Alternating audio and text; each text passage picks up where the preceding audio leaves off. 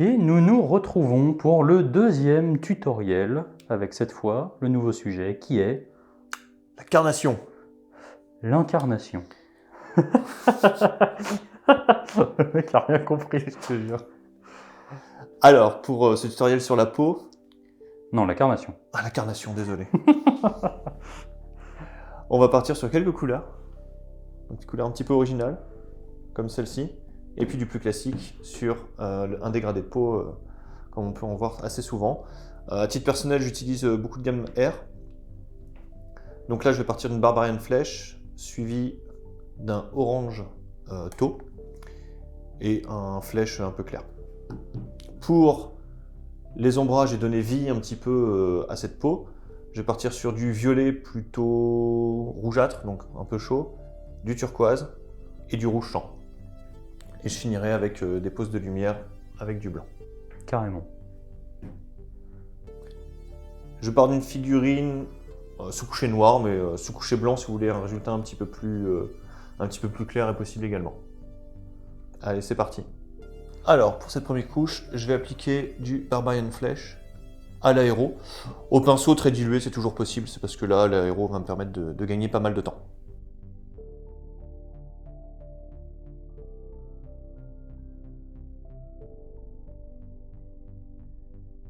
Comme on peut voir, je travaille plutôt dilué pour pouvoir avoir une transparence et déjà avoir un mini dégradé qui va commencer à se faire, ou en tout cas un ombrage.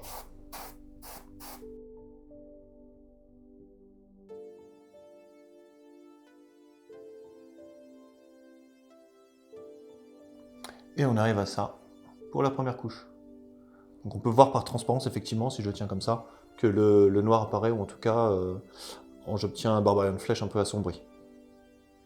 Ensuite, une fois la base posée, on va poser les premières lumières avec du Tau Light Orange.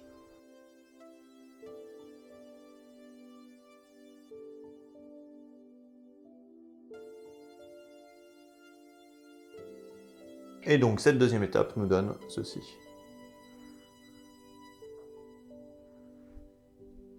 Donc on commence déjà à voir, je vais prendre un pinceau pour vous montrer. Ici, le début des ombrages, et forcément ici en éclaircissement génital.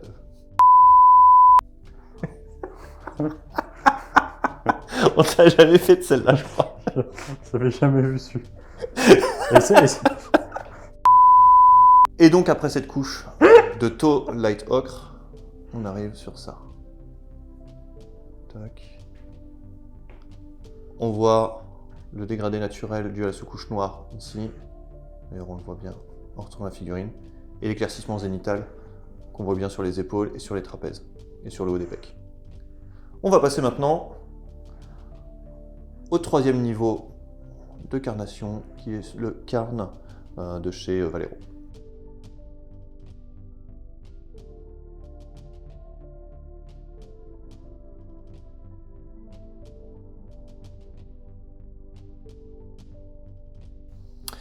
Et voilà, suite à ce passage-là, on arrive sur ceci.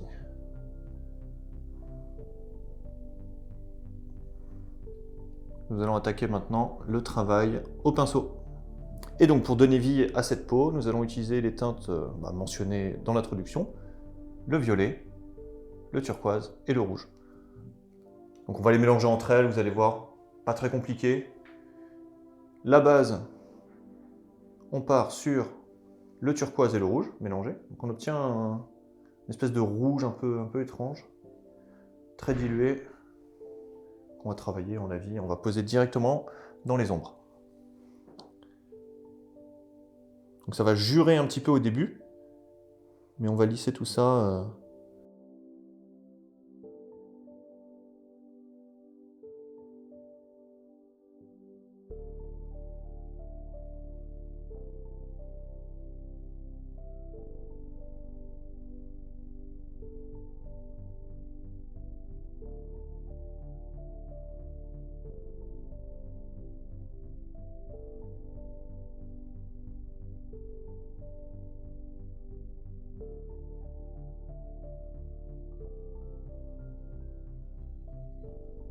Et donc, après ce mélange, on arrive à ça.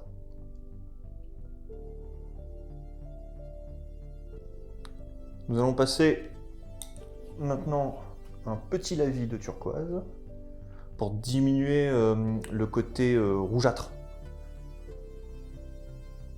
Donc là, le turquoise seul. Donc très dilué. Hein.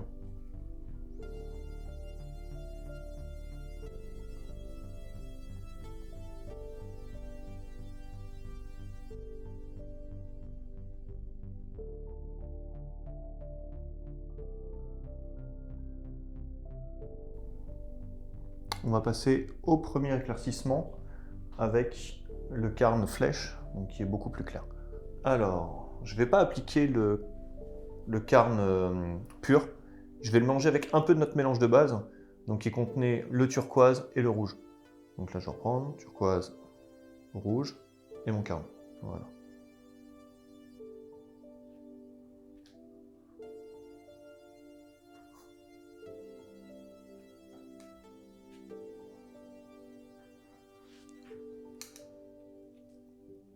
Voilà, hop, et on est parti pour les éclaircies.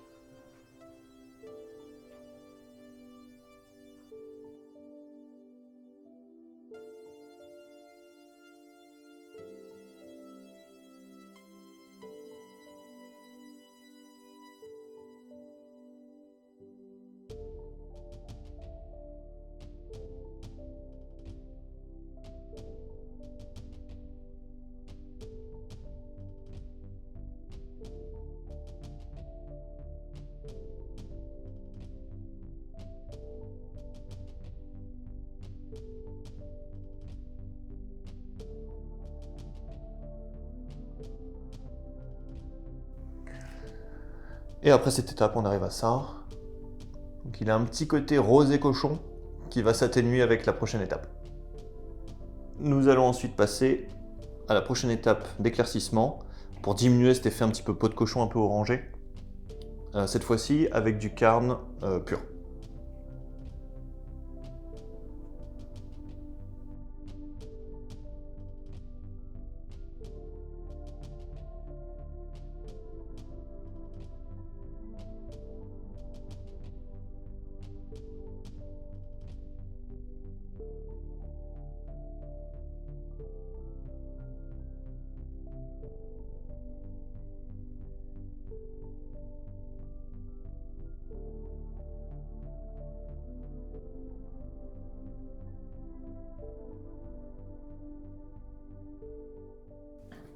Nous arrivons à ce résultat.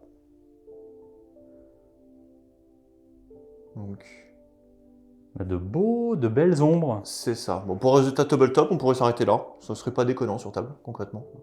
Beau tabletop. Mais vous me connaissez, on va pousser un petit peu le délire. Prochaine étape, le blanc.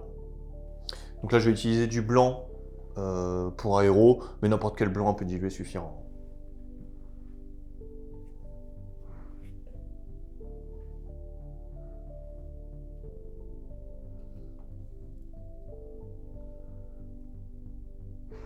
Donc là, tu viens placer gentiment tes lumières C'est ça, un peu partout pour avoir des zones qui attrapent l'œil.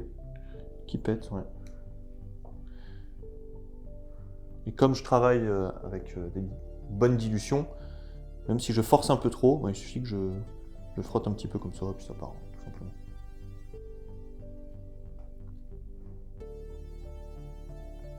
Donc là, effectivement, c'est l'étape un peu périlleuse si vous n'êtes pas à l'aise sur votre dilution. Parce que pour le coup, là, si vous n'êtes pas assez dilué, il y a moyen de tout ruiner quand même.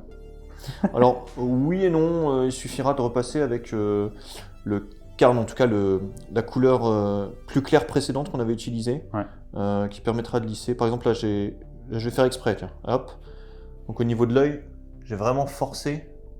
Ah, ça se voit, c'est assez flagrant. Je reviendrai après pour vous montrer comment rattraper ça.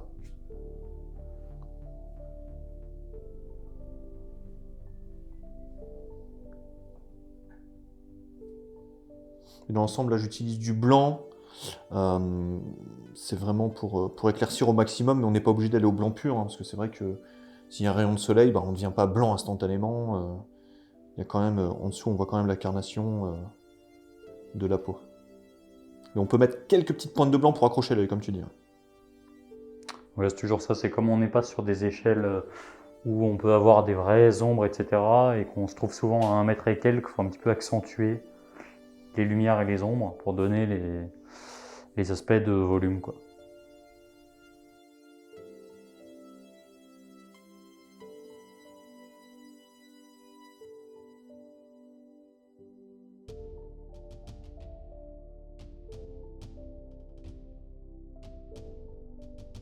Donc là, j'ai fini l'étape du blanc, et je vais revenir sur le visage, comme je vous avais dit, pour vous montrer comment rattraper, par exemple, quand on force un petit peu trop.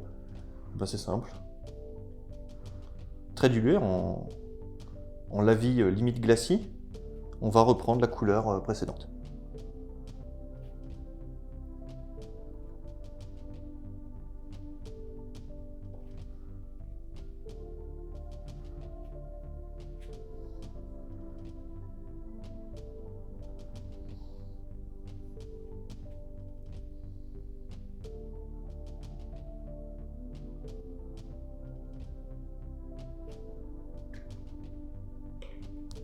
Et voilà le résultat.